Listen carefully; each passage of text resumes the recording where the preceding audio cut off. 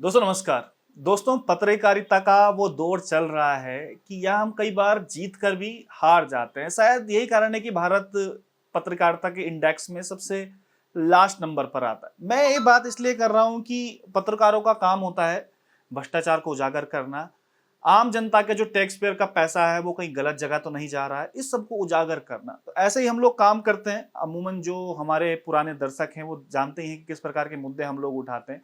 लेकिन इसमें हो ये रहा है कि मुद्दे उठाते उठाते ये व्यक्तिगत टारगेट होना शुरू हो जाता है। और जब हम मुद्दे उठाते हैं इसमें विभाग की तरफ से कोई कार्रवाई नहीं होती।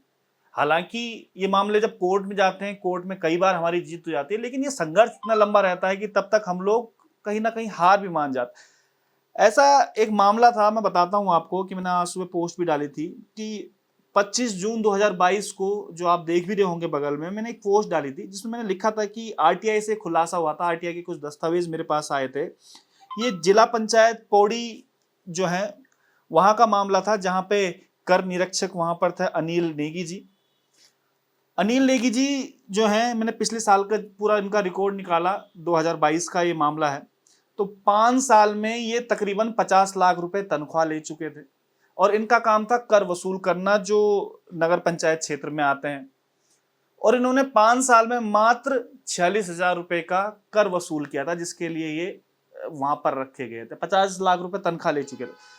तो मैंने पूरी डिटेल में बताया था आपको कि भाई 2009 में ये पौड़ी में कर निरीक्षक के पद पर लगे थे, 5 साल में 50 लाख रुपए तनख्वाह ले चुके हैं, और सारी चीजें मैंने इसमें बताई थी। और मैंने इसमें उच्च अधिकारियों को भी संज्ञान लिया था, और मैंने उच्च अधिकारियों को बोला था कि उच्च अधिकारी को संज्ञान लेना चाहिए और कम से कम इसकी जांच तो करवाएं कि ये सब हो क्या रहा है, स्वतः संज्ञान लेकर। और ये सरकारी कार्यप्रणाली पर भी एक सवाल मैंने उठाए थे, और इसमें मैंने लिखा था कि ये एक निकम्मा और कामचोर अधिकारी है। भाई जो 50 लाख रुपए तनख्वाह ले चुका है 5 साल में, 46,000 रुपए कर वसूल जिसने नहीं किया है अभी तक, तो निकम्मा और कामचोर उसे नहीं बोलेंगे तो और क्या करेंगे। तो इन भाई साहब को ये बात बड़ी बुरी लग गई। इन्होंने जाके मानहानि का केस पौड़ी डिस्ट्रिक्ट कोर्ट में मेरे ऊपर कर दिया। अब जब इन्होंने पौड़ी डिस्ट्रिक्ट कोर्ट में मुकदमा किया, तो उसके बाद हम लोगों ने कोर्ट में लड़े, और कोर्ट में बताया कि भाई ये इसके सारे दस्तावेज हैं और ये देखे गए आरटीआई से प्राप्त हुए हैं। लेकिन इस बीच समय बहुत लग गया, और कल उसका फैसला आया है। और फैसले में कोर्ट ने बोला है कि भाई ये जो आपने आरोप लगाए ये तो ठीक है आरोप सारे के सारे, और ऐसे अधिकारी को अगर कामचोर निकम्मा नहीं बोलेंगे तो क्या बोलेंगे। लेकिन इस बीच होना ये चाहिए था कि स्वतः संज्ञान लेके जितने भी पंचायती राज विभाग हैं उनको देखना चाहिए था कि पंचायती राज के विभाग की छवि धूमिल हो रही है, इस प्रकार के अधिकारी हैं यहाँ पर बैठाए हुए हमने, तो कम से कम देखे तो ये हो क्या रहा है। लेकिन ऐसा कुछ नहीं हुआ। मैंने खुद 22/3/2023 को, अगर आप देख रहे होंगे स्क्रीन पर भी, तो एक पत्र सतपाल महाराज को लिखा था, क्योंकि पंचायती राज मंत्री सतपाल महाराज हैं। और मैंने इनको लिखा था कि भाई आपके कर निरीक्षक हैं, उन्होंने मेरे खिलाफ मानहानि का मुकदमा किया है, और इनको बल्कि अपना रवैया बदलना चाहिए, अपनी कार्यशैली बदलनी चाहिए। उल्टा मुझ पर वो कर रहे हैं, मानहानि का केस कर रहे हैं, तो कम से कम अपने दायित्वों को तो समझें। तो उसके बाद जो सतपाल महाराज जी थे, सतपाल महाराज जी ने आगे लेटर फॉरवर्ड किया, और आगे जो लेटर दिया है वो दिया है इन्होंने निदेशक अपर सचिव जो पंचायती राज के ओमकार जी थे उस समय। और ओमकार जी ने 30/5/2023 को एक लेटर जो है मुख्य विकास अधिकारी को ये लेटर भेजा उन्होंने, और उसमें लिखा इन्होंने कि इसकी अब जांच की जाए, जो ये अनिल नेगी है क्या इसने वाकई में इस तरीके से किया है, और 2 हफ्ते के अंदर मेरे को ये पूरी जांच करके मेरे को बता दिया जाए कि इसमें हुआ क्या। 2 हफ्ते के अंदर, 30/5/2023 का लेटर है। अब ये चल रहा है, आज 31 तारीख हो गई है, 31/5/2023। कल ठीक 1 साल बाद कोर्ट का इसमें निर्णय आता है, और कोर्ट बोलता है कि भाई आप बाइज्जत बरी हो गए हैं, जो आपका ये दोष लगाया हुआ है वो दोष इसमें आपका साबित नहीं होता है। लेकिन 1 साल तक, अभी तक जो ये 2 हफ्ते में जांच पूरी करने को कहा गया था मुख्य विकास अधिकारी का, वो जांच अभी तक पूरी नहीं। कोर्ट का फैसला आ गया लेकिन इनकी जांच पूरी नहीं हुई। इतने ये स्लो प्रोसेस वाला ये विभाग है और इस प्रकार के ये काम करते हैं। अब तक इस अधिकारी को टर्मिनेट हो जाना चाहिए था, और इसकी जो सजा है वो इसको मिल जानी चाहिए थी। लेकिन हमारी सरकारी कार्य प्रणाली इस प्रकार से है कि ये व्यक्ति अभी भी वहां नौकरी कर रहा है। हालांकि मैं शुरुआत में कहा था कि हम कई बार जीत के भी हार जाते हैं, और एक इतना लंबा प्रोसेस इस चीज का हो जाता है कि भाई हमारा काम तो उजागर करना है ना।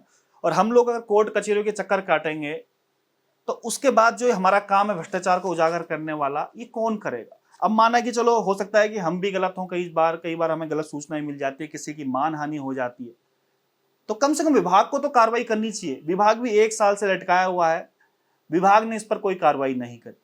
और विभाग जो ये मुख्य विकास अधिकारी पौड़ी गढ़वाल है, अभी तक जांच के नाम पर इन्होंने कुछ भी नहीं किया। हालांकि मैं आरटीआई कई बार लगा चुका हूं, भाई आपने किया क्या है। तो ये उत्तराखंड की कार्यप्रणाली है, उत्तराखंड सरकारी विभागों की, इस प्रकार से काम यहां पर होते हैं।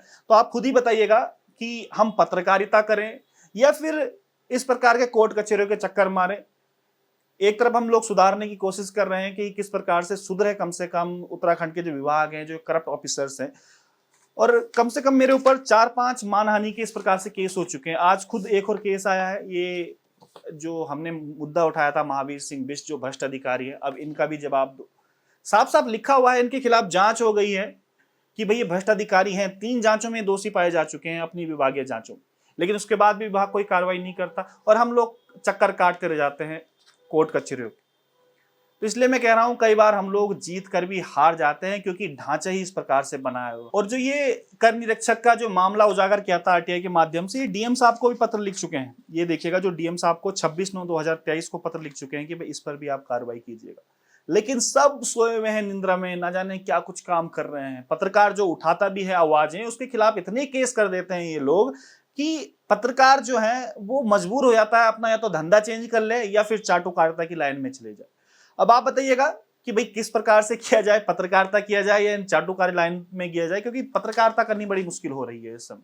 और शायद यही कारण है कि पूरे देश में अब अच्छे पत्रकार नहीं है, क्योंकि मानसिक प्रताड़ना इतनी उनको दी जाती है कि वो लास्ट में जीत कर भी हार जाते। बहुत बहुत नमस्कार, धन्यवाद।